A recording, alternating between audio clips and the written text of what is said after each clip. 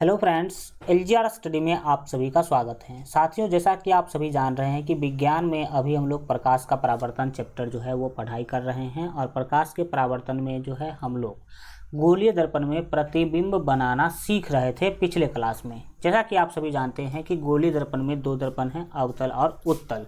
तो सबसे पहले हम लोग अवतल दर्पण में प्रतिबिंब बनाना सीख रहे थे और हमने आपको बताया था कि अवतल दर्पण में कुल 6 स्थिति में हम लोग क्या करेंगे, प्रतिबिंब बनाना सीखेंगे। 6 अलग अलग पोजीशन पर वस्तु को रख के हम लोग उसका प्रतिबिंब बना करके देखेंगे और बनाना सीखेंगे कि किस स्थिति पर वस्तु को रखने पर कैसा प्रतिबिंब बनता है और कहाँ पर बनता है। वो सारा जानकारी हम लोग ले रहे थे। और इसमें मैं आपको बता दूं कि अवतल दर्पण में 3 प्रकार का प्रतिबिंब हम लोग बनाना सीख भी चुके हैं और आज हम लोग उससे आगे बढ़ेंगे, चौथे प्रकार के प्रतिबिंब के बारे में बात करेंगे। स्थिति 4 में हम क्या करने वाले हैं, यहाँ पर क्या बोला गया कि जब वस्तु वक्रता केंद्र यानी कि सी एवं फोकस यानी कि एफ के बीच स्थित हो। मतलब अवतल दर्पण में जब वस्तु सी और एफ के बीच में रखा जाएगा तो उसका प्रतिबिंब कैसा बनेगा, कहाँ बनेगा, ये आपको क्या करना होगा, दिखाना होगा रेखा चित्र के मदद से। तो चलिए शुरू करते हैं और हम लोग सब चीज़ों को सीखने समझने की कोशिश करते हैं।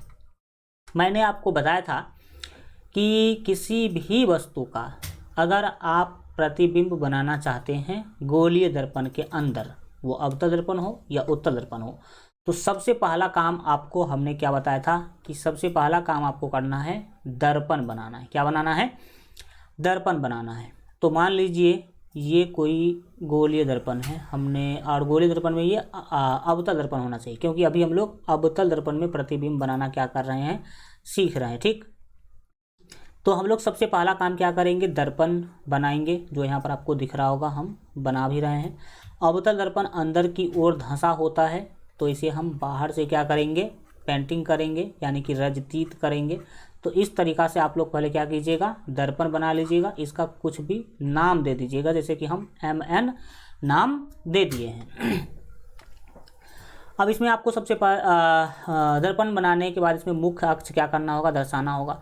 तो मान लीजिए कि ये इसका मुख्य अक्ष है, ये इसका क्या है, मुख्य अक्ष है। हम बना पा रहे हैं, हल्का टेढ़ा हो जा रहा है, लेकिन आप लोग जो है स्केल से आप स्केल बैठा बैठा के मापेंगे तो कोई टेढ़ा ओढ़ा होने की बात नहीं होगी। इसमें आप सभी जानते हैं कि इस बिंदु को हम लोग ध्रुव बोलेंगे यानी कि P बोलेंगे। क्या बोलेंगे भाई साहब? ध्रुव, यानी कि हम इसको P बोल सकते हैं। ठीक, इसके बाद अगर मान लीजिए कि ये बिंदु जो है C है, ये बिंदु क्या है, C है, तो C और P के पूरे बीच में ये वाला जो बिंदु है वो क्या कहलाएगा सर? तो वो कहलाएगा F। क्या कहलाएगा? F कहलाएगा। अब आपको क्वेश्चन में क्या बोला गया है? क्वेश्चन में बोला गया है कि वस्तु जो है वो C एवं F के बीच में रखना है। वस्तु को C एवं F के बीच में रखना है। तो चलिए जानते हैं कि अगर हम वस्तु को C और F के बीच में रखेंगे, कहीं भी C से F के बीच में कहीं भी अगर आप वस्तु को रखिएगा तो इसका प्रतिबिंब कैसा बनेगा वो हम अब जो हम लोग देखने वाले हैं। तो मान लीजिए कि यहाँ पर हमने क्या किया, एक वस्तु रख दिया। ठीक, ये काला वाला जो हम लकीर खींच रहे हैं ये मान लीजिएगा कि वस्तु है। ये क्या है? वस्तु है। इसका नाम कुछ दे देते हैं। मान लीजिए कि इसका नाम है AB। क्या नाम है इसका? AB। मैंने इसका नाम दे दिया। अब इसी AB वस्तु को हम लोग बिंब बोलते हैं। बिंब, क्या बोलेंगे? बिंब। और प्रतिबिंब बोलते हैं इसके इमेज को। तो अब इसका हमें प्रतिबिंब बनाना है। तो मैंने पहला काम किया, दर्पण बनाया। दूसरा काम, दर्पण के सामने वस्तु को रखा। और तीसरा काम, अब मैंने आपको बताया था कि अगर आप इस वस्तु का, AB वस्तु का प्रतिबिंब बनाना चाहते हैं तो AB से कम 2 किरण दर्पण पर भेजेंगे। तो हम क्या कर रहे हैं, 2 किरण दर्पण पर भेजने की कोशिश कर रहे हैं। मान लीजिए कि एक किरण हमने मुख्य अक्ष के समांतर भेज दिया। एक किरण हमने क्या किया, मुख्य अक्ष के समांतर जो है दर्पण पर भेजा। तो अब हम आपको कल के क्लास में बताए थे कि जो किरण मुख्य अक्ष के समांतर दर्पण पर आएगी वो दर्पण से टकराने के बाद यानी कि परावर्तन के बाद फोकस होकर गुजर जाएगी। किस होकर गुजरेगी? फोकस होकर। तो मान लीजिए कुछ इस तरह का ये गुजरेगा, हल्का ये टेढ़ा हो गया, हम इसको हल्का सीधा कर देते हैं फिर से। ये मान लीजिए कुछ इस तरह से क्या होगा, गुजर जाएगा ऐसे।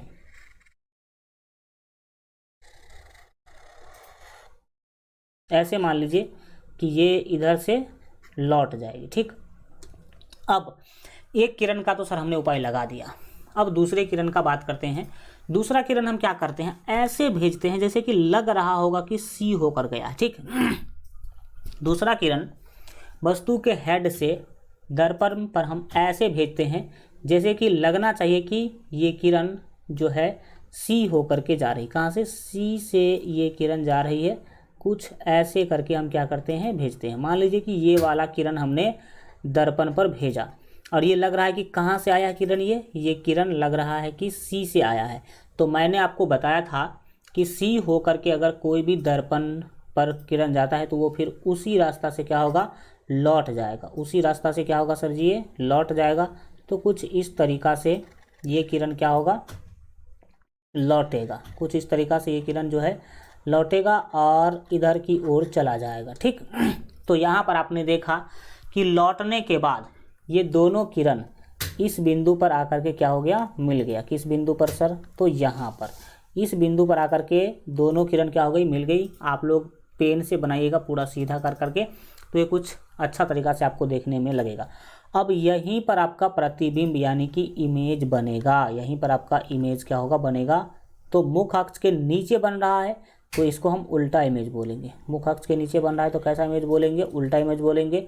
इसका हेड नीचे होगा, हल्का अच्छा से क्या कर देते हैं और बना देते हैं, तो आपको अच्छा देखने में भी क्या होगा, लगेगा। मान लीजिए कि ऐसा, अरे भाई 1 मिनट रुक जाओ, 1 मिनट रुको यार।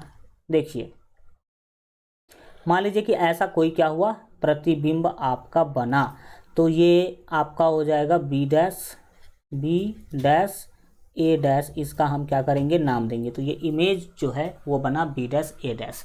अब इसका कुछ विशेषता देख लीजिए। हम जब कभी भी अवतल दर्पण के सामने वस्तु को सी और एफ के बीच में रखे हैं तो इसका प्रतिबिंब आप देख सकते हैं कि सी से दूर बना है, यानी कि सी से दूर बना है कि नहीं बना है, सी और अनंत के बीच में बना है। इसको हम सी और अनंत के बीच में भी बोल सकते हैं। दूसरा बात देख सकते हैं, तो पहला क्या देखा आपने कि कहाँ बनेगा प्रतिबिंब, तो सी और एफ के बीच में बनेगा। दूसरा उल्टा होगा, देख लीजिए, मुंडी नीचे है और सर ऊपर है। तो याद रखिएगा कि अवतल दर्पण जो है वो जनरली उल्टा प्रतिबिंब बनाता है। कैसा प्रतिबिंब बनाता है, उल्टा। आप लोगों ने कभी ऐसा देखा है क्या कि किसी आईना के सामने खड़ा हुए और मुंडी चला गया नीचे और पाँव आ गया ऊपर? आप कभी ऐसा दर्पण देखे हैं? नहीं। आपके घरों में जो दर्पण लगा हुआ है वो समतल दर्पण लगा हुआ है, और समतल दर्पण जनरली सीधा प्रतिबिंब बनाता है। सीधा कहने का क्या मतलब है, मूड़ी ऊपर दिखेगा, पाँव नीचे दिखेगा, ये कहलाएगा सीधा प्रतिबिंब। लेकिन कई बार उल्टा प्रतिबिंब भी बनता है अवतल दर्पण में। तो आप अगर देखना चाहते हैं अपना उल्टा प्रतिबिंब तो आप देख सकते हैं। मैं बता देता हूँ, अवतल दर्पण आपको ले लेना है और उसमें अपना चेहरा देखना है। अब ऐसा नहीं कि अवतल दर्पण खरीदने के लिए आपको जाना होगा मार्केट। आपके घर में चम्मच होगा, स्पून, चम्मच, स्टील वाला जो चम्मच होगा उसमें आप अपना चेहरा देखिएगा अंदर की तरफ से। अंदर की तरफ से जो ऐसा वाला साइड होगा उसमें इधर आप अपना चेहरा रखिएगा। ये मान लीजिए कि आपका चेहरा है और इसको हल्का आगे पीछे कीजिएगा। किसको? चम्मच को आगे पीछे कीजिएगा तो कुछ ऐसा पोजीशन होगा जिस पर जाकर के आप दिखेगा कि आपका पाँव आ गया ऊपर और मूड़ी आ गया नीचे, ऐसा दिखेगा आपका इमेज। तो अगर आप अपना उल्टा फिगर देखना चाहते हैं, उल्टा प्रतिबिंब अगर आप अपना देखना चाहते हैं तो किस में देखेंगे? अवतल दर्पण में। अवतल दर्पण कौन है? तो चम्मच है आपका अवतल दर्पण, जो भाग अंदर की ओर धंसा होता है। ठीक, तो आपने देखा कि अवतल दर्पण के सामने सी और एफ के बीच में अगर हम वस्तु को रखते हैं तो उसका प्रतिबिंब सी और अनंत के बीच बनता है, पहला गुण। दूसरा गुण उल्टा बनता है और तीसरा गुण वास्तविक बनता है। वास्तविक कटान से क्या हुआ है, बना है, तो वास्तविक कहेंगे इसे। और चौथा गुण है कि वस्तु से बड़ा है इसका प्रतिबिंब, वस्तु ए बी है। और ये प्रतिबिंब देख सकते हैं A डैश B डैश है जो बड़ा दिख रहा है। तो ये 3-4 गुण आप याद रखने की कोशिश करेंगे। अगर एग्जाम में क्वेश्चन आया इससे तो कैसे क्वेश्चन आएगा? क्वेश्चन आएगा कि अवतल दर्पण के सामने किसी वस्तु को C यानी कि वक्रता के अंदर फोकस के बीच रखा गया है, इसका प्रतिबिंब रेखा चित्र के माध्यम से बनाएं। इसका प्रतिबिंब रेखा चित्र के माध्यम से बनाएं। तो ये जो चित्र आपको बना है ना, ये चित्र रेखा चित्र कहलाता है, क्योंकि लाइन के हेल्प से हमने क्या किया, इसको बनाने का कोशिश किया है। नेक्स्ट चलते हैं, ये तो इमेज है, हम आपको इमेज दे देंगे PDF में। 5 नंबर स्थिति क्या है? जब वस्तु F पर स्थित हो, यानी कि वस्तु को जब हम F पर रखेंगे तो उसका प्रतिबिंब कहाँ बनेगा, कैसा बनेगा, वो अब हम लोग क्या करने वाले हैं, देखने वाले हैं। तो इसके लिए सबसे पहले हमें क्या करना होगा, एक अवतल दर्पण बनाना होगा। तो मान लीजिए ये कोई आपका अवतल दर्पण है, अच्छा नहीं बना, हम इसको अच्छा बनाने की कोशिश करते हैं। बिल्कुल ठीक है। ये कोई मान लीजिए कि आपका अवतल दर्पण है, और अवतल दर्पण को हम क्या करेंगे, बाहर की ओर से पेंट कर देंगे। बाहर की ओर से इसे हम रंग देंगे, पेंटिंग कर देंगे, जिसको रजतीत कहते हैं। ये इतना बार मैं बोलूँगा कि आपको याद ही हो जाएगा। इसका नाम MN दे दीजिए तो ज़्यादा अच्छा लगेगा। इसका ये मान लीजिए कि मुख्य अक्ष है, हाँ ये क्या है, मुख्य अक्ष है। अब ये जो चीज़ें हैं ये आपका मान लीजिए क्या कि ध्रुव है, और अगर ये आपका C है, मान लीजिए ये क्या है, C है, तो ध्रुव और C के बीच में जो होगा वो फोकस कहलाएगा। अब आपको वस्तु को कहाँ रखना भाई साहब, वस्तु को रखना है आपको F पर, यानी कि फोकस पर। तो मान लीजिए कि ये कोई वस्तु हमने F पर रख दिया। अब इसी वस्तु का आपको प्रतिबिंब बनाना है, तो इसका प्रतिबिंब बनाने के लिए क्या करना होगा, तो सबसे पहला काम करना होगा कि भाई 2 किरण यहाँ से आपको दर्पण पर भेजना है। तो एक किरण हम क्या कर रहे हैं, मुख अक्ष के समांतर भेज रहे हैं दर्पण पर। ये किरण मुख अक्ष के समांतर आया। अब क्या होगा, ये फोकस होकर के गुजरेगा, तो ये कुछ ऐसे क्या होगा भाई साहब, गुजरेगा। ये फोकस होकर के गुजरने का मतलब समझ रहे हैं ना, कुछ ऐसे क्या होगा, ये गुजरेगा, आगे की तरफ बढ़ जाएगा। फिर एक किरण और हम भेजना चाहते हैं, और वो किरण ऐसे भेज रहे हैं जैसे लग रहा हो कि C होकर के आया है, जैसे लग रहा हो कहाँ से आया है, C होकर के आया है। तो एक किरण हमने क्या किया, यहाँ से इधर की ओर भेज दिया। ये किरण हमने क्या किया, इधर की ओर भेजा। तो ये C से हमने भेजा है। तो भाई साहब हमने आपको बताया था कि जो किरण C होकर के आएगा वो उसी रास्ता से फिर क्या होगा, लौट जाएगा, उसी रास्ता से फिर लौटेगा। उसी रास्ता से लौटेगा तो ये फिर इधर की ओर चलता जाएगा, इधर की ओर क्या होगा, चलता जाएगा। कुछ इस तरीका का जो है स्थिति देखने को मिलेगा। अब आप इस दोनों किरण को देखिए कि क्या ये दोनों किरण मिला, नहीं मिला सर। और जब एक दूसरे से नहीं मिलेगा, एक दूसरे को नहीं प्रतिच्छेद करेगा, जैसा कि इसमें प्रतिच्छेद किया था, देख सकते हैं यहाँ पर आकर के प्रतिच्छेद किया था कि नहीं। तो जहाँ प्रतिच्छेद होती है दोनों किरणें, वहाँ पर प्रतिबिंब बनता है, लेकिन यहाँ पर तो प्रतिच्छेद कर ही नहीं रहा है। लेकिन याद रखिएगा, इसको जब अनंत दूरी पर हम ले जाएंगे, कहाँ पर सर, अनंत पर, तब इसमें फिगर ये दोनों को एक दूसरे को ये प्रतिच्छेद करेगा। तो यहाँ पर समझ लीजिए, ये कहाँ पर जाकर एक दूसरे को काटेगा, तो अनंत पर। कहाँ पर सर जी, अनंत पर जाकर के ये एक दूसरे को क्या करेगा, प्रतिच्छेद करेगा। और जहाँ प्रतिच्छेद करेगा वहीं पर प्रतिबिंब बनेगा, वहीं पर क्या बनेगा, प्रतिबिंब बनेगा। तो आपने देखा। अच्छा, आप लोग पहला स्थिति देखे होंगे कि जब अनंत पर वस्तु को रखे थे तो प्रतिबिंब बना था फोकस पर, और उसका जो जस्ट उल्टा हो गया आज। जब फोकस पर यानी कि F पर वस्तु को रखे हैं तो प्रतिबिंब कहाँ बन रहा है, अनंत पर बन रहा है। प्रतिबिंब कहाँ बन रहा है, अनंत पर बन रहा है। दूसरा उल्टा बनेगा, तीसरा बहुत बड़ा बनेगा, और चौथा वास्तविक बनेगा। यानी कि ये 3-4 गुण आपको हमेशा याद रखना है। तो जब कभी भी वस्तु को F पर रखेंगे आप और प्रतिबिंब बनाएंगे तो कुछ इसी तरीका का प्रतिबिंब क्या होगा, बनेगा।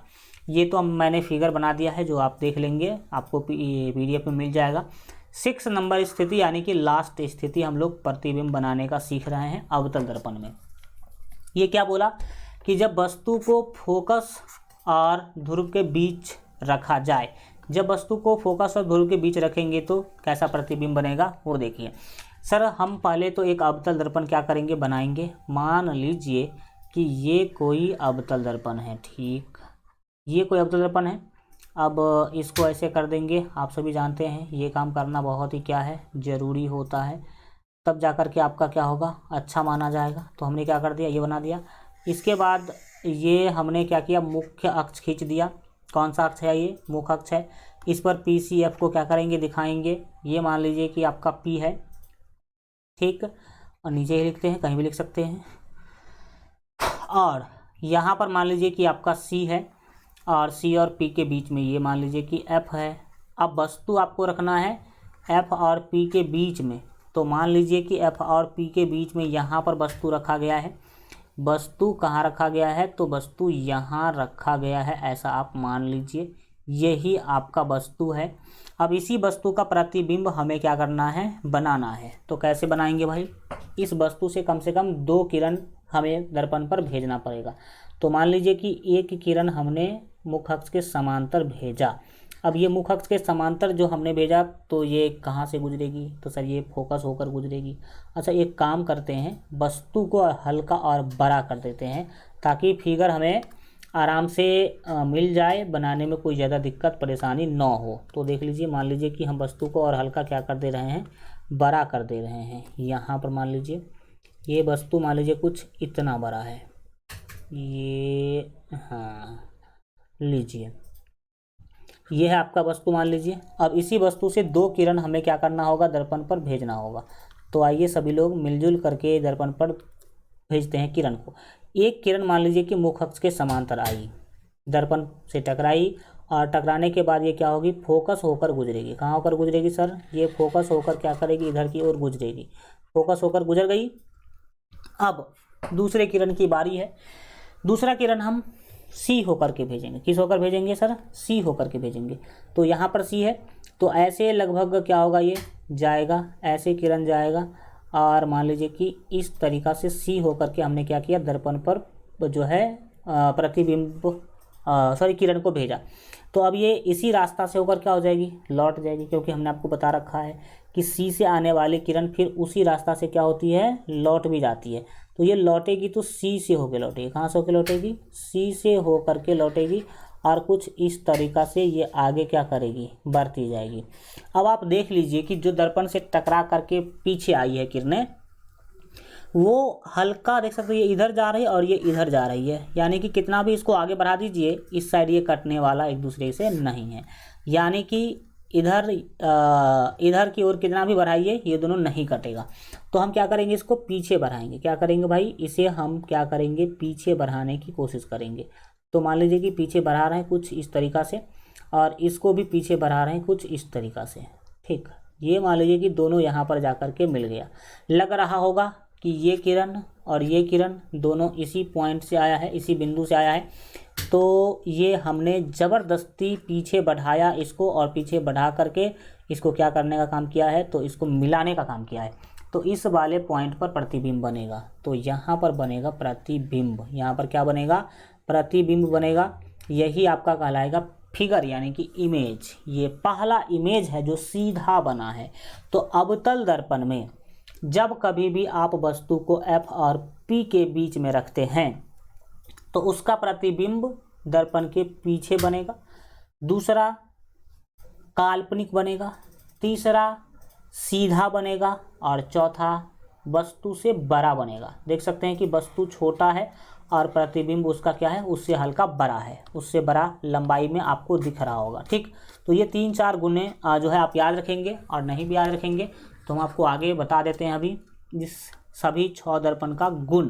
तो आइए जानते हैं इसको। और ये तो मैंने इमेज डाल दिया है, इमेज आपको मिल जाएगा, या फिर मेरा बनाया हुआ इमेज ही आपको मिलेगा, तो भी कोई दिक्कत वाली बातें नहीं है। अब हम लोगों ने 6 प्रकार का प्रतिबिंब बनाया है अवतल दर्पण में। तो उसी सभी प्रतिबिंब का गुण देखने वाले हैं। अवतल दर्पण द्वारा बिंब की विभिन्न स्थितियों के लिए बने प्रतिबिंब, और उसके सारे गुण अभी हम लोग क्या करने वाले हैं, देखने, सीखने, समझने वाले हैं। सबसे पहला बिंब की स्थिति। बिंब की स्थिति मतलब वस्तु कहाँ रखी गई थी। ये तो वस्तु जब हम अनंत पर रखे थे, तो प्रतिबिंब की स्थिति यानी कि इमेज फोकस पर बना था। कहाँ पर बना था? फोकस यानी कि एफ पर, फोकस पर, फोकस यानी कि एफ पर बना था। दूसरा, प्रतिबिंब का साइज अत्यधिक छोटा था, बिंदु के साइज का था। कितना था? किसके जैसा? बिंदु के साइज का। तीसरा, प्रतिबिंब की प्रकृति, तो प्रतिबिंब की प्रकृति थी वास्तविक, क्योंकि खुद ब खुद आके कटा था, आप लोग देखे भी थे, एवं उल्टा बना था। कैसा बना था? उल्टा। जो भी वास्तविक प्रतिबिंब होगा वो उल्टा होगा, और जो काल्पनिक होगा वो सीधा होगा, याद रखेंगे। तो आपने क्या देखा पहला स्थिति में? जब वस्तु को अनंत पर रखे थे, बिंब यानी कि वस्तु, बिंब को अनंत पर रखे थे, तो उसका प्रतिबिंब फोकस पर बना था, बहुत ही छोटा बना था, और बिंदु के साइज का बना था, यानी कि एक मान लीजिए डॉट के जैसा बना था, और वास्तविक बना था और उल्टा बना था। सीधी सीधी याद रखिए कि वास्तविक प्रतिबिंब हमेशा उल्टा बनेगा, और जो आभासी प्रतिबिंब है वो हमेशा सीधा बनेगा। आभासी हमेशा क्या बनेगा? सीधा बनेगा। और दूसरा स्थिति देख लीजिए। दूसरा स्थिति, बिंब यानी कि वस्तु को जब आप सी पर रखे थे, सी से परे, परे मतलब दूर, परे मतलब दूर, सी से परे, परे का मतलब दूर। जब आप वस्तु को सी से दूर रखे थे, यानी कि अनंत और सी के बीच में रखे थे, ठीक, तो प्रतिबिंब कहाँ बना था? तो प्रतिबिंब जो है वो एफ तथा सी के बीच में बना था, एफ तथा सी के बीच में बना था। और तीसरा, जो प्रतिबिंब का साइज जो है छोटा था, वस्तु के साइज से छोटा था प्रतिबिंब का साइज।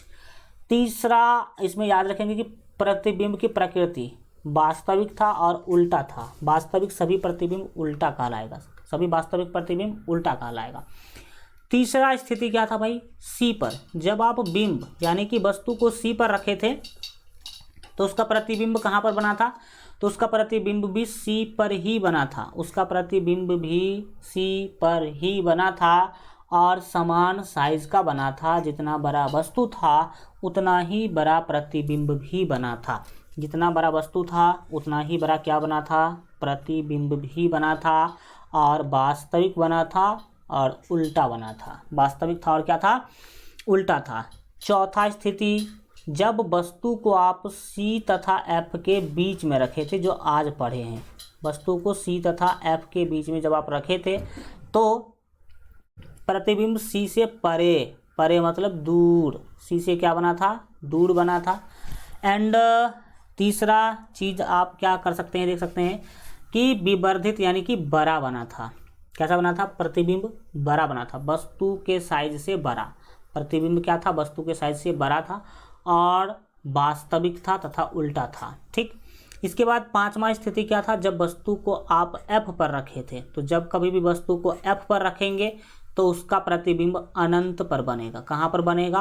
अनंत पर बनेगा, और अत्यधिक विवर्धित होगा। विवर्धित मतलब बड़ा, विवर्धित मतलब बड़ा, बहुत ही बड़ा बनेगा। हम आपको जस्ट अभी बता भी रहे थे फिगर बनाते टाइम पर।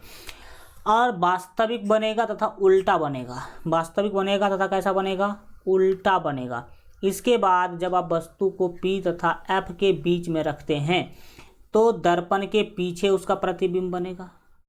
दर्पण के पीछे प्रतिबिंब बनेगा। प्रतिबिंब कहाँ बनेगा? तो दर्पण के पीछे बनेगा, बड़ा बनेगा। अभी हम आपको फिगर में दिखा भी रहे थे कि देखिए प्रतिबिंब बड़ा बना है कि नहीं। ये है वस्तु और ये है प्रतिबिंब, तो वस्तु से प्रतिबिंब बड़ा है कि नहीं, तो आप देख पा रहे हैं बिल्कुल बिल्कुल बड़ा है। तो ये सब चीज़ अभी हम लोग क्या कर पा रहे थे, देख पा रहे थे। और आभासी बनेगा तथा सीधा बनेगा। आभासी को ही काल्पनिक बोलते हैं। क्या बोलते हैं? काल्पनिक। तो जब कभी भी आप वस्तु को पी तथा एफ के बीच में रखेंगे तो उसका प्रतिबिंब आभासी तथा सीधा बनेगा। देख ही सकते हैं फिगर में, देख लीजिए सीधा प्रतिबिंब बना है कि नहीं, एकदम मुंडी ऊपर है, तो ये ऐसा ही प्रतिबिंब सीधा कहलाता है, ठीक। तो ये चीज़ आप याद रखेंगे। यहाँ सर इस वाले चीज़ से, इस पेज से एग्जाम में कैसे क्वेश्चन पूछेगा, तो यहाँ से एग्जाम में क्वेश्चन पूछने का क्या सिस्टम है समझिए। आपको क्या बोलेगा? बोलेगा कि जब वस्तु को सी पर रखेंगे, जब अवतल दर्पण के सामने वस्तु को सी पर रखेंगे तो उसका प्रतिबिंब कहाँ पर बनेगा? तो बोलेंगे सी पर ही बनेगा। अगर पूछ लिया जाए कि जब वस्तु को C पर रखेंगे तो प्रतिबिंब की प्रकृति कैसी होगी, तो बोलेंगे कि वास्तविक तथा उल्टा होगी। प्रकृति मतलब गुण, तो गुण में जो आता है वास्तविक और दूसरा उल्टा, ठीक। तो इसी तरह से आपके एग्जाम में क्वेश्चन पूछे जाएंगे, आप आराम से क्या करेंगे, आंसर देंगे। चलिए अब हम लोग बढ़ते हैं आगे और आगे की चीज़ों को समझेंगे। अब हम लोग उत्तल दर्पण द्वारा विभिन्न प्रकार के प्रतिबिंब का निर्माण सीखने वाले हैं। तो ये उतना लंबा नहीं होने वाला है। उत्तल दर्पण में केवल 2 प्रकार का ही प्रतिबिंब बनाना है आपको। कितने प्रकार का, तो 2 प्रकार का प्रतिबिंब बनाना है। तो आइए देखते हैं कि 2 प्रकार का प्रतिबिंब कैसे बनेगा। पहला, जब वस्तु अनंत पर हो, जब हम वस्तु को बहुत ज़्यादा दूरी पर रखेंगे तो कैसा प्रतिबिंब बनेगा। तो सबसे पहले तो हम इसमें क्या करेंगे, दर्पण बनाएंगे। तो मान लो भाई साहब ये आपका दर्पण है, ठीक। ये हमने मान लिया आपका उत्तल दर्पण है, अवतल नहीं। ये कैसा दर्पण है, तो ये उत्तल दर्पण है। ये मान लीजिए कि आपका हमने क्या बना दिया भाई, उत्तल दर्पण हमने बना दिया। ये इसका मान लीजिए मुख्य अक्ष है। ये क्या है, तो ये हमने इसका मुख्य अक्ष बना दिया। अब PCF को क्या करेंगे, दिखाएंगे। ये मान लीजिए कि ध्रुव है, ध्रुव यानी कि P है, तथा ये मान लीजिए कि C है। ये क्या है, C है। और C और P के बीच में F होगा, ये आप पहले से ही जान रहे हैं। तो मान लीजिए ये है आपका F, ठीक। अब आपको वस्तु को कहाँ रखना, अनंत पर रखना है। वस्तु को अनंत पर रखना है। हल्का समझने की कोशिश कीजिएगा, इसको हल्का हटा देते हैं, ठीक। वस्तु को अनंत पर रखने का क्या मतलब है वो हल्का देखिएगा। 1 मिनट रुक जाओ, हल्का सा 1 मिनट रुक जाओ। इसको हल्का हम मिटा देते हैं कुछ हद तक, ताकि आपको दिखे। 1 मिनट टाइम दे दो आप हमें। मान लीजिए कि यहाँ तक हमने इसको क्या कर दिया, मिटा दिया, ठीक। क्योंकि वस्तु को अनंत पर रखना है तो हमें तो कुछ करना होगा, कुछ अलग क्या करना होगा, दिखाना होगा। अब आप क्या कीजिए, वस्तु को रख दीजिए अनंत पर। वस्तु कहाँ रखना है, अनंत दूरी पर। यहाँ से अनंत दूरी पर क्या करना है, वस्तु को रखना है। तो हमने क्या किया, यहाँ पर वस्तु को रख दिया, ठीक। ये आपका वस्तु है, इसका नाम आप कुछ भी दे सकते हैं। हमने इसका नाम AB दे दिया, AB दे दिया। अब आप सभी को पता है कि इसका अगर प्रतिबिंब चाहिए तो यहाँ से 2 किरण हमें दर्पण पर क्या करना होगा, भेजना होगा। तो हम यहाँ से 2 किरण दर्पण पर, इस AB से 2 किरण हम क्या करेंगे, दर्पण पर भेजेंगे। तो आइए 2 किरण कैसे हम लोग दर्पण पर भेजेंगे उसको आप सीखने समझने की कोशिश कीजिए। आप क्या करेंगे, दोनों के दोनों किरण मुख्य अक्ष के समांतर ही भेजेंगे तो ज़्यादा अच्छा होगा। तो मान लीजिए कि 1 किरण हमने भेज दिया, ये मुख्य अक्ष के समांतर जा रहा है, ऐसा आप मान लीजिए, ठीक। तो मैंने आपको बताया था कि जो किरणें मुख्य अक्ष के समांतर जाएगी वो ऐसे लौटेगी जैसे लगेगा कि वो F होकर आ रहा है। कहाँ होकर आ रहा है, F होकर। अच्छा हल्का इसको और सीधा करके बनाना होगा। 1 सेकेंड रुकिए। ये कुछ इस तरीक़ा से जाएगा, कुछ इस तरीक़ा से क्या करेगा, ये जाएगा जैसे लगेगा कि F से आया है ये लौट करके। फिर 1 किरण आप नीचे से भेजेंगे, ये भी मुख्य अक्ष के समांतर होना चाहिए। मुख्य अक्ष के समांतर भेजेंगे तो ज़्यादा अच्छा होगा। तो मान लीजिए कि ये किरण हमने क्या किया, मुख्य अक्ष के समांतर भेज दिया।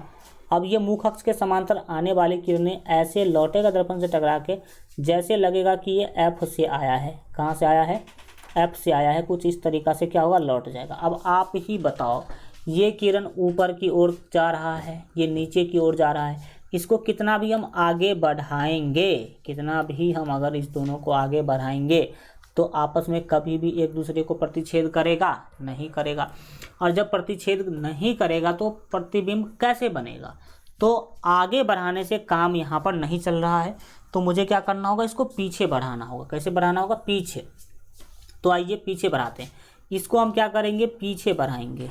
पीछे बढ़ाएंगे तो ये कहाँ पर जाना चाहिए, F पर जाना चाहिए। तो ये F पर आ गया। लग रहा होगा कि ये जो किरण है वो F से आया है। इसको भी हम क्या करेंगे, पीछे बढ़ाएंगे। इसको भी हम पीछे बढ़ाएंगे, पीछे बढ़ा दिए इसको भी। ये भी हल्का टेढ़ा दिखने में लग रहा होगा, लेकिन ये हकीकत है कि F से ही क्या होगा, जाएगा। तो पीछे बढ़ाने पर दोनों कहाँ मिला, तो दोनों मिला सर F पर। दोनों कहाँ मिला, F पर मिला। इसका मतलब प्रतिबिंब F पर ही बनेगा। प्रतिबिंब कहाँ बनेगा? F पर बनेगा प्रतिबिंब, ठीक। तो अब इसका स्थिति देख लीजिए कि क्या है। तो इसमें आप देख पा रहे हैं कि उत्तल दर्पण के सामने अगर आप किसी वस्तु को अनंत पर रखते हैं, अनंत दूर, अनंत मतलब दर्पण से बहुत दूरी पर रखते हैं, अनंत दूरी पर रखते हैं वस्तु को, तो उसका प्रतिबिंब F पर बन रहा है। दूसरा इसका प्रकृति है कि काल्पनिक बन रहा है, और जब काल्पनिक है तो सीधा ही रहा होगा, और आकार क्या है? तो बहुत छोटा। आप भी किसी चीज़ को बहुत ज़्यादा दूर से देखते हैं, अनंत दूर से देखते हैं, तो वो बहुत छोटा दिखाई देता है। कैसा दिखाई देता है? बहुत ही छोटा। तो जब कभी भी आपको उत्तल दर्पण में अनंत दूरी पर रखे हुए वस्तु का प्रतिबिंब बनाने के लिए बोलेगा, तो आप ऐसे ही सेम टू सेम क्या करेंगे? बनाएंगे। ओके, अब बढ़िए आगे और अगले चीज़ों को समझते हैं। दूसरा स्थिति हम लोग सीखने वाले हैं। स्थिति 2 क्या है? स्थिति 2 है कि जब अनंत तथा ध्रुव के बीच हो, जब वस्तु को अनंत पर न रख करके अनंत और ध्रुव के बीच में रखेंगे वस्तु को, तो उसका प्रतिबिंब कैसे बनेगा, कैसा बनेगा, ये आपको क्या करना है? बताना है।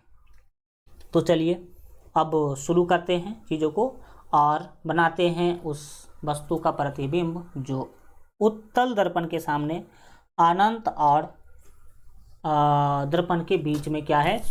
P के बीच में रखा हुआ है, ठीक। तो समझिए, इसके लिए तो सर सबसे पहले वही काम करना होगा, एक दर्पण बनाना होगा।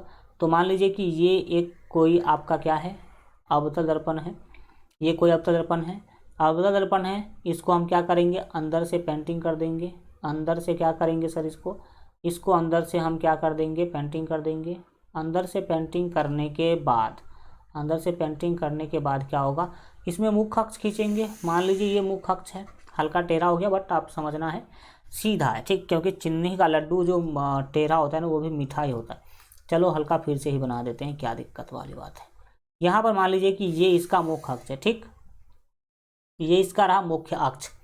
अब मुख्य अक्ष पर PCF को क्या करेंगे? दिखाएंगे। मान लीजिए कि ये है इसका ध्रुव यानी कि P, ध्रुव है यानी कि P है, और यहाँ पर है इसका C, तो C और P के बीच में F होगा। मान लीजिएगा यहाँ पर क्या है? F। आप लोग माप करके, स्केल से नाप करके ही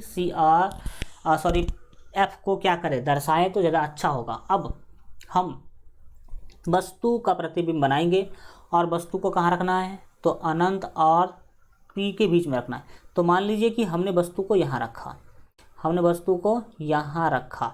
अब इसी वस्तु का प्रतिबिंब हमें क्या करना है? बनाना है। इसका नाम भी हम कुछ दे दिए, AB नाम दे दिए। अगर किसी प्रतिबिंब में हम नाम देना भूल गए हो तो आप लोग दे देना, तो फिर से क्या दिक्कत है। तो यहाँ पर हमने क्या कर दिया? इसका नाम AB दे दिया। अब इसका प्रतिबिंब बनाना है तो इससे कम से कम 2 किरण हमें भेजना होगा दर्पण के ऊपर।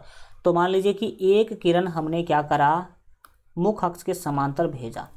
एक किरण हमने मुख्य अक्ष के समांतर भेजा दर्पण पर। मुख्य अक्ष के समांतर कहाँ पर भेजा? हमने दर्पण पर भेजा। तो अब आप सभी को पता है कि अगर हम मुख्य अक्ष के समांतर भेजते हैं दर्पण पर कोई भी किरण, तो ये ऐसे लगेगा कि F से गया है। कहाँ से गया है? तो ये F से गया है। एक मिनट, बिल्कुल ठीक है, ये F से जाता हुआ प्रतीत होगा, ऐसा मान लीजिए। अच्छा, इसमें हल्का प्रॉब्लम आ रहा है, रुक जाओ 1 मिनट। जब बनाएंगे तो टाइम देके बना रहे हैं तो सीधा ही बनाएंगे, ताकि देखने में क्या हो? अच्छा हो। अगर आप इसको ऐसे क्या कर रहे हैं, इसको यहाँ F से क्या करेंगे? मिला देंगे, तो कुछ इस तरह का लाइन आपको प्राप्त होगा। तो इसको हल्का सीधा ही क्या करेंगे? बढ़ा देंगे, तो ये इस तरीक़ा से क्या होगा? लौट जाएगा। भाई अब बताओ, ये ऊपर लौट गया। हल्का इसको और अच्छा दिखाना है मुझे, 1 मिनट रुक जाओ। सीखो तो पूरा अच्छा से सीखो। देखो यहाँ पर मान लीजिए कि कुछ इस तरीक़ा से ये किरण क्या हो गया? लौट गया। तो एक किरण से तो प्रतिबिंब बनेगा नहीं, कम से कम 2 किरण क्या करना होगा? भेजना होगा। तो अब हम दूसरा किरण ऐसे भेज रहे हैं जैसे वो C पर जा रहा हो। जैसे कहाँ पर जा रहा हो? C पर। तो आप लोग स्केल C और A पर दीजिएगा और ऐसे क्या करिएगा? बढ़ाने की कोशिश कीजिएगा। तो मान लीजिए कि ये किरण हमने जो C पर भेजा वो कुछ इस तरीक़ा से जा रहा है। 1 मिनट, ये मान लीजिए कि ये किरण कुछ इस तरीक़ा से क्या होगा? सी पर जाने की कोशिश करेगा। कहाँ पर जाने की कोशिश करेगा? ये हल्का समस्या आ रहा है, रुक जाओ, एक सेकंड रुक जाओ, अच्छा से बनाएंगे। जब बनाएंगे तो पूरा अच्छा से बनाएंगे। सीखना है तो सीखना है, इसमें कोई दिक्कत नहीं है। तो यहाँ पर मान लीजिए कि आपने कुछ इस तरीक़ा से सी पर जो है किरण भेजने की कोशिश किया। तो हम आपको बताए थे कि जो किरण सी पर जाने की कोशिश करेगा वो उसी रास्ता से क्या होगा? लौट जाएगा। तो अब देखिए कि इधर को लौट रहा है, ये ऊपर की ओर लौट रहा है। तो कभी भी दोनों एक दूसरे से मिलेगा क्या? कभी भी नहीं मिलेगा। और कभी भी नहीं मिलेगा तो प्रतिबिंब बनेगा नहीं। तो नहीं बनेगा तो हम इसको पीछे ज़बरदस्ती बढ़ाएंगे। मान लीजिए कि ये पीछे कहाँ पर जा रही थी भाई? सी पर जा रही थी। मान लीजिए कहाँ पर जा रही थी? सी पर जा रही थी, यहाँ पर। तो ये दोनों जो है पीछे जब आपने इसको बढ़ाया तो ये यहाँ पर मान लीजिए आके कटा। यहाँ पर आके क्या हुआ? कटा। तो यहीं पर आपका प्रतिबिंब बनेगा ए डैश बी डैश, यही कहलाएगा ए डैश बी डैश। अब इस प्रतिबिंब का कुछ देखिए विशेषता। पहला, जब आप उत्तल दर्पण के सामने वस्तु को अनंत और ध्रुव के बीच में रखेंगे तो उसका प्रतिबिंब एफ और पी के बीच में बनेगा। दूसरा, काल्पनिक बनेगा। तीसरा, इसका गुण होगा कि ये सीधा होगा। और चौथा इसका गुण होगा कि ये वस्तु से छोटा होगा। इसका प्रतिबिंब वस्तु से क्या होगा? छोटा होगा। और यही गुण है उत्तल दर्पण में, जिसके कारण इसका प्रयोग हम लोग साइड मिरर के रूप में करते हैं। साइड मिरर बोले तो ये जो गाड़ी में हम लोग जो है बगल में रखते हैं, पश्च दृश्य दर्पण इसको बोलते हैं। पीछे के वस्तुओं को, पीछे के गाड़ियों को देखने के लिए मोटरसाइकिल में, सभी गाड़ियों में दर्पण लगा होता है, उसी को साइड मिरर कहते हैं। और साइड मिरर में उत्तल दर्पण का प्रयोग होता है, ये आप याद रखने की कोशिश करेंगे। चलिए अब बढ़ते हैं आगे और आगे की चीज़ों को समझेंगे। उत्तल दर्पण में दोनों स्थिति में प्रतिबिंब बनाना आप लोगों ने सीख लिया। बढ़ जाओ आगे और आगे की चीज़ों को समझने की कोशिश करो। यहाँ पर हम इसको सारणी में भी दिखा दिए हैं। उत्तल दर्पण द्वारा बने प्रतिबिंब की प्रकृति का सारणी अभी आपके सामने हम प्रस्तुत करने जा रहे हैं। स्थिति 1, क्योंकि उत्तल दर्पण में दो ही प्रकार का प्रतिबिंब बना है। कितने प्रकार का प्रतिबिंब बना है? दो ही प्रकार का प्रतिबिंब बना है। बिंब की स्थिति, बिंब यानी कि वस्तु, वस्तु को अगर आप अनंत पर रखेंगे, कहाँ पर रखेंगे? अनंत पर रखेंगे, तो उसका जो प्रतिबिंब है वो फोकस एफ पर जो है दर्पण के पीछे, तो उसका प्रतिबिंब कहाँ बनेगा? एफ पर बनेगा, दर्पण के पीछे बनेगा। तीसरा, प्रतिबिंब का साइज जो है अत्यधिक छोटा होगा, बिंदु के साइज का होगा, बहुत ही छोटा प्रतिबिंब बनेगा। और चौथा, आभासी होगा, और जो आभासी होगा वो सीधा होगा। तो इसका चौथा अगला जो गुण है वो क्या होगा? सीधा होगा, आभासी तथा सीधा होगा। इसके बाद दूसरा स्थिति क्या है? जब हम वस्तु को अनंत तथा दर्पण के ध्रुव के बीच में रखे हैं।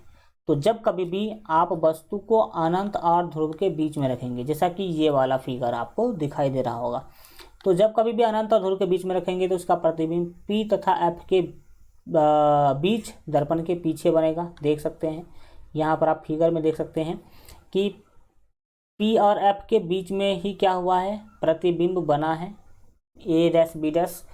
और इसका चौथा है कि छोटा बनेगा, वस्तु से छोटा बनेगा।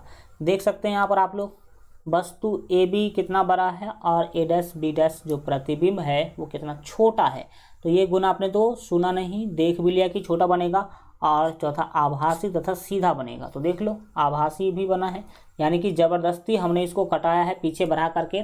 और सीधा भी प्रतिबिंब क्या है? दिख रहा आपको, ठीक। तो आपने प्रतिबिंब बनाना सीख लिया। अब हम लोग कुछ अलग चीज़ पढ़ने वाले हैं जिसको कहेंगे नई कार्तीय चिन्ह परिपाटी। क्या बोलेंगे? नई कार्तीय चिन्ह परिपाटी। तो जानिए नई कार्तीय चिन्ह परिपाटी आखिर है क्या, किसे कहते हैं नई कार्तीय चिन्ह परिपाटी? तो समझिए कि ये क्या है। देखिए, जब हम बात करते हैं दर्पण का, तो मान लीजिए ये कोई दर्पण है, अवतल दर्पण है, ठीक। अब ये अवतल दर्पण है, तो यहाँ पर एक चीज़ समझिएगा जो हम आपको बताने की कोशिश कर रहे हैं, ठीक। यहाँ पर मान लीजिए कि इधर से आपने क्या कर रखा है, वो इसको पेंटिंग कर रखा है। ये है मुख्य अक्ष, ये क्या है? मुख्य अक्ष है। यहाँ पर मान लीजिए कि इसका F है और यहाँ पर मान लीजिए कि इसका C है। जब वस्तु को आप जो है मान लीजिए कि C और F के बीच में रखे हैं, वस्तु को कहाँ रखे हैं आप, तो C और F के बीच में रखे हैं। यानी कि मान लीजिए यहाँ पर आपने वस्तु को रखा है, यहाँ पर आपने वस्तु को क्या किया है, रखा है। ये A B वस्तु है, A B क्या है, वस्तु है। तो इसका प्रतिबिंब मान लीजिए कि यहाँ पर बना नीचे में, यहाँ पर क्या बना, नीचे में इसका प्रतिबिंब बना A dash B dash, A dash B dash, ये क्या हुआ, प्रतिबिंब बना। तो अब एक चीज़ होता है आवर्धन, क्या होता है, आवर्धन। लेकिन आवर्धन को जानने से पहले ये चीज़ जानिए, ये जो दर्पण है ये इसका ध्रुव कहलाएगा, ये इसका F है और ये इसका C है। अब यहाँ से यानी कि वस्तु से लेकर के दर्पण यानी कि ध्रुव के दूरी को हम बोलते हैं वस्तु दूरी। ठीक, ये क्या है, वस्तु दूरी है, वस्तु से लेकर के दर्पण की दूरी। और ये वाला जो दूरी है ना, ये वाला दूरी ये कहलाता है प्रतिबिंब दूरी। यानी कि याद रखिएगा, इसको H से सूचित करेंगे और सॉरी H से नहीं, U से सूचित करेंगे। किसे करेंगे, वस्तु के दूरी को U से, वस्तु के दूरी को किससे, U से सूचित करेंगे। और यहाँ पर इसको करेंगे V से, किससे, V से। वो हम आगे आपको पूरा डिटेल में बताने वाले हैं, तो आप टेंशन ना ले। तो मान लीजिए कि U जो है यानी कि दर्पण से वस्तु का जो दूरी है वो 20 cm है। कितना cm है, 20 cm। और V जो है वो 5 cm है। कितना cm है, 5 cm।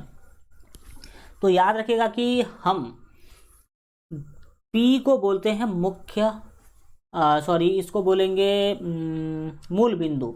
और ये जो रेखा है ना, इसको कहते हैं x अक्ष। क्या कहते हैं इसको, x अक्ष कहते हैं, x अक्ष कहते हैं, x अक्ष इसे बोलेंगे।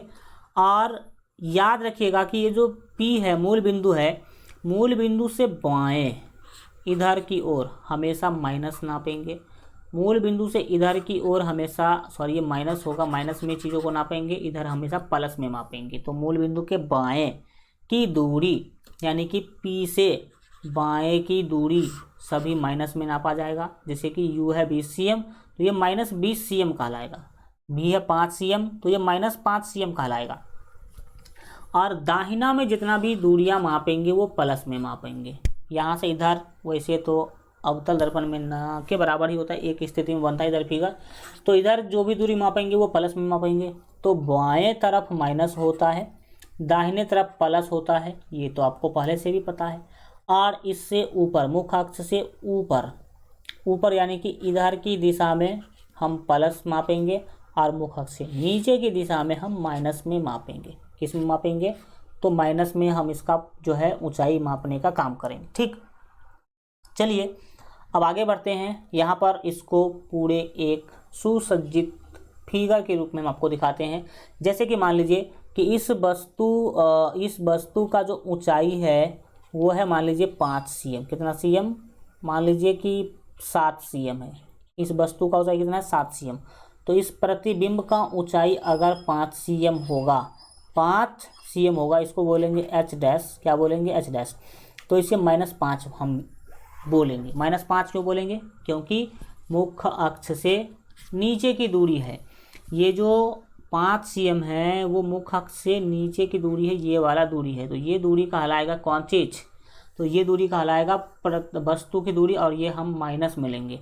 और ऊपर की ओर यानी कि मुख्य अक्ष से ऊपर की ओर जो दूरियां हैं वो प्लस में ली जाती हैं। किस में ली जाती हैं, प्लस में ली जाती हैं। हल्का एक बार इसको अच्छा वाला फिगर के हेल्प से भी देख सकते हैं आप।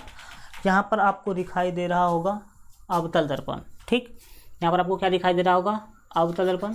और अवतल दर्पण में हम लोग किस दूरी को कैसे मापेंगे वो देखिए। यहाँ पर बैठिए, क्या होगा नहीं होगा तो समझने की कोशिश कीजिए। देखिए ये आपका अवतल दर्पण है। अवतल दर्पण में हमने पूरा इसमें डिटेल में दिखा दिया है कि इधर से दाईं की ओर दाहिने की तरफ जो भी दूरी मापेंगे वो प्लस में लेंगे, बाएं की तरफ जो भी दूरी मापेंगे वो माइनस में लेंगे, और नीचे की ओर ऊंचाई, नीचे की ओर जो ऊंचाई है वो माइनस में लेंगे। किस में लेंगे, माइनस में मापेंगे। और ऊंचाई ऊपर की ओर जो ऊंचाई लेंगे वो प्लस में लेंगे। आप सभी जानते भी हैं वैसे भी, ये एक्स अक्ष और ये वाई अक्ष, तो ये वाला प्लस होता है यानी कि दाहिने तरफ, और ऊपर तरफ प्लस, और नीचे तरफ और बाएं तरफ जो भी चीज़ें नापी जाती है वो माइनस में मापी जाती है। तो ये चीज़ आपने क्या कर लिया, देख लिया। अब कार्तीय चिन्ह परिपाटी को अगर हम पूरे डिटेल में समझाने की कोशिश करूँ, नोट में आपको प्रोवाइड करवा दूँ, तो इसमें हम लिख दिए हैं जो बिंदु, उसको समझिएगा। गोलीय दर्पण द्वारा प्रकाश के परावर्तन पर विचार करते समय हम एक निश्चित चिन्ह परिपाटी का पालन करेंगे जिसे नई कार्तीय चिन्ह परिपाटी कहते हैं। इस परिपाटी में याद रखिएगा कि दर्पण के ध्रुव को मूल बिंदु मानते हैं। दर्पण के ध्रुव को क्या बोलते हैं, मूल बिंदु, यानी कि P को क्या बोलते हैं, मूल बिंदु। दर्पण के मुख्य अक्ष को निर्देशांक पद्धति का एक्स अक्ष लिया जाता है, यानी कि जो मुख्य अक्ष होता है उसको एक्स अक्ष बोल दिया जाता है। यह परिपाटी निम्न प्रकार से है। इसमें पहला चीज़ याद रखने वाली बात है कि वस्तु सदैव दाईं दर्पण के बाईं ओर रखा जाता है। देख सकते हैं कि वस्तु को आपने 8 प्रकार का प्रतिबिंब बनाना सीखा है, हमेशा वस्तु को बाईं ओर ही रखा गया है। अर्थात इसका अर्थ है कि दर्पण पर बिंब से प्रकाश बाईं ओर से आपतित होती है, यानी कि दर्पण पर इधर से ही क्या होगी, प्रकाश आएगी। तीसरा, मुख्य अक्ष के समांतर सभी दूरियां दर्पण के ध्रुव यानी कि P से मापी जाती है। मुख्य अक्ष के समांतर जो भी दूरी मापेंगे वो हम ध्रुव से मापेंगे। तीसरी चीज़ देखिए कि मूल बिंदु से दाईं ओर, यानी कि मूल बिंदु से दाहिने की तरफ, मूल बिंदु से दाईं ओर मापी गई सभी दूरियां धनात्मक मानी जाती हैं, पॉजिटिव मानी जाती है। तो हम आपको पहले बताए हैं, जबकि मूल बिंदु से बाईं ओर यानी कि माइनस एक्स अक्ष के अनुदिश मापी गई दूरियां ऋणात्मक मापी जाती है। ये भी हमने आपको डिटेल में पीछे बताया है। चौथा चीज़ याद रखिएगा कि मुख्य अक्ष के लंबवत तथा ऊपर की ओर मापी जाने वाली दूरियां धनात्मक होती हैं। ऊपर जो भी जैसे मुख्य अक्ष ये है, इससे ऊपर जो भी दूरी मापेंगे वो प्लस में होगा, और मुख्य अक्ष के लंबवत तथा नीचे की ओर वाई अक्ष के अनुदेश मापी जाने वाली दूरियां ऋणात्मक मानी जाती हैं। मुख्य अक्ष से नीचे जो भी मापेंगे वो माइनस में लेंगे, यानी कि उसको ऋणात्मक हम क्या करेंगे, बोलेंगे। अगला दर्पण सूत्र है जो कि काफ़ी ज़्यादा महत्वपूर्ण है। कई बार आपके एग्जाम में दर्पण सूत्र से क्वेश्चन पूछा जा चुका है, तो समझिए कि दर्पण सूत्र क्या है। तो अगर आपसे कोई पूछे कि दर्पण सूत्र क्या है तो क्या बोलेंगे हम लोग कि वह सूत्र जो दर्पण की वस्तु दूरी यानी कि U, प्रतिबिंब दूरी यानी कि V तथा फोकस दूरी यानी कि F के बीच संबंध दर्शाता है उसे दर्पण सूत्र कहते हैं। सीधा समझिए, U, V तथा F के बीच जो संबंध दर्शाने वाले सूत्र है उसी सूत्र को हम दर्पण सूत्र कहते हैं। दर्पण सूत्र को कैसे लिखेंगे, 1/V + 1/U बराबर 1/F। यही है दर्पण सूत्र। यही क्या है, दर्पण सूत्र है। अब इस सूत्र से आपके एग्जाम में क्वेश्चन कैसे पूछा जाएगा, तो बहुत ही आसान वाला क्वेश्चन यहाँ से पूछा जाता है। बोल देगा आपको कि वस्तु की दूरी यानी कि U 10 cm है। दूसरा बोलेगा कि प्रतिबिंब की दूरी, किसकी दूरी भाई साहब, तो आपको बोलेगा कि प्रतिबिंब की दूरी यानी कि V, प्रतिबिंब की दूरी यानी कि V -3 cm है, -3 cm है। तो आपको बोलेगा कि फोकस दूरी यानी कि F कितना होगा बताइए। तो इसी वाले फार्मूला का यूज करके F हम लोग निकाल लेंगे, यहाँ पर ही निकाल देते हैं, इसी वाले फार्मूला में मान रख ही देते हैं। देखिए भाई, ये तो 1/V है, तो V का वैल्यू -3 दे रखा है, तो यहाँ पर -3 रखेंगे, प्लस 1/U, तो U का वैल्यू 10 है तो 10 रखेंगे, बराबर में 1/F है। तो इसको सॉल्व कर लीजिए। सॉल्व क्या करेंगे, हम क्या करते हैं, -3 और 10 का एलसीएम ले लेते हैं, तो 10 दिया हो जाएगा 30, 3 से 30 भाग दिएगा 10, 10 को इस 1 से गुना कीजिएगा तो -10, क्योंकि माइनस ले गए थे आप मार्केट बाजार। इसके बाद 10 से 30 को भाग देंगे तो 3 को ऊपर 1 से गुना करेंगे तो वो 3 ही होगा और बराबर में होगा 1/f। 1/, क्या होगा, f होगा। फिर -10 और 3, ये हो गया -7/30, -7/30 हो गया। फिर 1/f लिखेंगे, कोना कोनी गुना कर लेंगे, कीजिए गुना, तो f गुने यहाँ पर -7, f गुने -7 होगा, या ऐसे कह लीजिए -7f। और 1 को आप गुना किससे करने जा रहे हैं, 30 से। ये 30 है, ये कितना है, 30 है, तो 30 है तो 30 को 1 से गुना करेंगे तो 30 होगा, 30 को 1 से गुना करेंगे 30, कोना कोनी गुना जानते हैं आप लोग, तो इसीलिए f बराबर की होगा 30/-7 आपका फाइनल आंसर होगा। माइनस जनरली हम ऊपर लगा देंगे, माइनस कहाँ लगा देंगे, ऊपर लगा देंगे। तो आपने देखा कि दर्पण सूत्र क्या है, और दर्पण सूत्र से आपके एग्जाम में कैसा, यानी कि किस टाइप का क्वेश्चन पूछा जाता है। इसमें u का वैल्यू, v का वैल्यू दे देगा, f का वैल्यू पूछेगा, तो आप इसी फार्मूला का यूज करके क्या करेंगे, f का वैल्यू निकाल करके बताएंगे। अब अगला चीज़ हमें पढ़ना है आवर्धन। क्या पढ़ना है सर, तो आवर्धन पढ़ना है। आवर्धन किसे कहते हैं वो मेरे भाषा में पहले समझिए। मान लीजिए ये कोई दर्पण है, ये इसका मुख अक्ष है, यहाँ पर इसका वस्तु रखा गया है, ये क्या है भाई, वस्तु है, और इसका प्रतिबिंब यहीं पर मान लीजिए कि इतना बड़ा बन रहा है। तो अगर वस्तु जो है वो मान लीजिए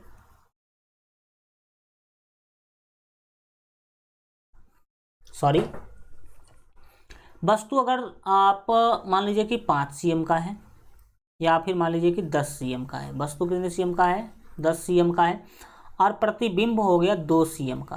प्रतिबिंब कितना का, 2 cm, और ये 10 cm।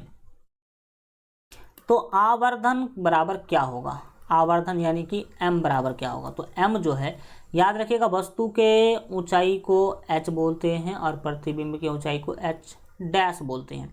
तो आवर्धन यानी कि m निकालने का फॉर्मूला है h'/h। तो हम यहाँ पर m बराबर h'/h क्या करेंगे, लिखेंगे। h डैश क्या है, तो प्रतिबिंब की दूरी है, प्रतिबिंब की ऊंचाई है। तो h डैश में प्रतिबिंब है 2, मात्र 2 cm, मात्र कितना cm, 2 cm। और h क्या है, तो h है वस्तु की ऊंचाई, तो वस्तु की ऊंचाई है 10 cm। कितना cm है, 10 cm। इसको आप सॉल्व कीजिए, आंसर मिल जाएगा। देखिए cm से cm कट गया, यानी कि मात्रक कुछ भी नहीं रहा यहाँ पर, आवर्धन का मात्रक कुछ भी नहीं रहा। आपको पता भी होना चाहिए कि आवर्धन मात्रक विहीन होता है, यानी कि इसका कोई भी मात्रक नहीं है। इसके बाद ये 2 का 2 और 2 पंचे 10, यानी कि 1/5, 1/5 मिला ये आवर्धन। आवर्धन यानी कि क्या है, वस्तु का 1/5 गुना ही है वस्तु का साइज। तो जब कभी भी आवर्धन निकालने के लिए बोलेगा तो फार्मूला यूज करेंगे m बराबर h'/h, यानी कि h डैश है प्रतिबिंब की ऊंचाई और h है करनी की ऊंचाई, जो वस्तु है उसकी ऊंचाई है। ठीक है, यहाँ पर लिख दिया है मैंने कि गोलीय दर्पण द्वारा उत्पन्न आवर्धन वह आपेक्षिक विस्तार है जिससे ज्ञात होता है कि कई बिंब की अपेक्षा इतना गुना आवर्धित हैं, इसीलिए प्रतिबिंब की ऊंचाई तथा बिंब की ऊंचाई के अनुसार रूप में परिवर्तन किया जाता है। जैसे जैसे स्थिति होती है वैसे रूप में। और एक मिनट कहाँ भाग गया भाई साहब, रूप में यानी कि गुण में परिवर्तन और रूप में भी परिवर्तन किया जाता है। अब याद रखिएगा यहाँ पर एक पॉइंट, यदि h बिंब की ऊंचाई हो, h क्या है, बिंब यानी कि वस्तु की ऊंचाई, तथा h डैश प्रतिबिंब की ऊंचाई हो, तो गोलीय दर्पण द्वारा उत्पन्न आवर्धन m प्राप्त करने का क्या सिस्टम है। याद रखिए, अरे भाई क्या हो जा रहा है, एक मिनट। यहाँ पर आप देख सकते हैं कि आपको दिखेगा, क्या चीज़ दिखेगा वो समझिएगा। जो प्रतिबिंब है और जो बिंब है उसके ऊंचाई के अनुपात को ही आवर्धन बोला गया है। यानी कि आवर्धन, याद रखेंगे, आवर्धन को m से सूचित किया जाता है। तो m बराबर प्रतिबिंब की ऊंचाई बट्टे वस्तु की ऊंचाई, यानी कि प्रतिबिंब की ऊंचाई और बट्टे वस्तु की ऊंचाई का क्या मतलब है, वस्तु की ऊंचाई का मतलब है प्रतिबिंब का ऊंचाई और वस्तु के ऊंचाई के अनुपात को ही हम आवर्धन कहते हैं। अनुपात को ही हम क्या कहते हैं? आवर्धन कहते हैं। तो आवर्धन बराबर फॉर्मूला आपको मिल गया। आवर्धन यानी कि m बराबर प्रतिबिंब की ऊंचाई बटे बिंब यानी कि वस्तु की ऊंचाई। चलो ये भी बात ठीक ही है। इसको शॉर्टकट में हम m बराबर m यानी कि आवर्धन, m यानी कि आवर्धन, तो आवर्धन बराबर h डैश बट्टे h, ये आप याद रखने की कोशिश करेंगे। इस पर क्वेश्चन हम होगा तो अगले क्लास में बताएंगे। तो आपने देखा कि आवर्धन का जो संबंध है वो आपके h डैश और h से संबंधित है, यानी कि वस्तु की ऊंचाई और प्रतिबिंब की ऊंचाई से संबंधित है। याद रखिएगा कि आवर्धन का संबंध u और v से भी होता है, u और v से भी होता है। क्या मतलब है इसका? इसका मतलब है कि m बराबर एक फार्मूला तो आपके पास है h डैश बट्टे h, तो यहाँ पर संबंध प्रतिबिंब के ऊंचाई से है, लेकिन m बराबर फार्मूला आप माइनस भी बट्टे यू भी लगा सकते हैं, माइनस भी बट्टे यू जो कि आपने लगाया है। ठीक, तो m निकालने का दो फार्मूला, एक फार्मूला h डैश बट्टे h, दूसरा फार्मूला है माइनस भी बट्टे यू। भी क्या है? तो भी है आपका प्रतिबिंब का दूरी और u क्या है? वस्तु की दूरी है। तो इस दोनों को आप क्या करेंगे? याद रखने की कोशिश करेंगे। m निकालने का जो आपके प्रति ये जो आपने देखा कि m यानी कि आवर्धन, तो आवर्धन निकालने का दो फार्मूला, आवर्धन निकालने का फार्मूला है, एक है h डैश बट्टे h। अगर h डैश बट्टे h वाला कोई जो है जैसे कि अगर सिचुएशन मिला प्रतिबिंब की ऊंचाई और वस्तु की ऊंचाई दिया गया हो और तब आवर्धन पूछ रहा हो तो इस फार्मूला का यूज करेंगे। और अगर वस्तु की दूरी प्रतिबिंब की दूरी और वस्तु की दूरी क्वेश्चन में दिया गया हो तो भी और m को जो है अब भी और m के यूज से भी आवर्धन निकाल सकते हैं, माइनस भी बट्टे यू, ये आप आवर्धन निकाल सकते हैं। ऐसा मैंने आपको क्या किया है बताया। यानी कि आवर्धन निकालने का दो फार्मूला हो गया, एक तो हुआ m बराबर h डैश बट्टे h और दूसरा हुआ m बराबर माइनस भी बट्टे यू। ये दोनों के दोनों फार्मूला आप क्या करेंगे? याद रखने की कोशिश करेंगे। ठीक इस तरीक़ा से आज जो है आपका क्लास हो जाता है कंप्लीट यहीं पे। हम आशा करते हैं कि आज का सारा चीज़ आपको समझ में आया होगा। मिलेंगे फिर हम लोग अगले क्लास में, तब तक अपना ख्याल रखिए और LGR स्टडी देखते रहिए। Thank you so much, good bye.